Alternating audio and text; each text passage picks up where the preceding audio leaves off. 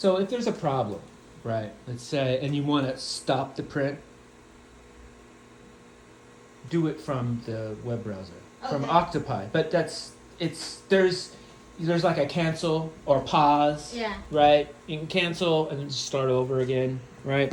But when now this is the print is done, and you can peel this off or not. It's no big deal. You just dump it into the pile. So now to shut it off,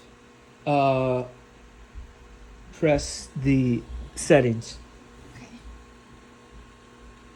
Okay, so press the stop button. Yeah. This one? Yep, and say yes. Now press settings. There we go. So, and then touch off and say yes. And so it shuts off, right? But then this still stays there. So say no and then unplug it from there. This one. Yeah. Okay. Now it's off. Yeah. So maybe you don't have to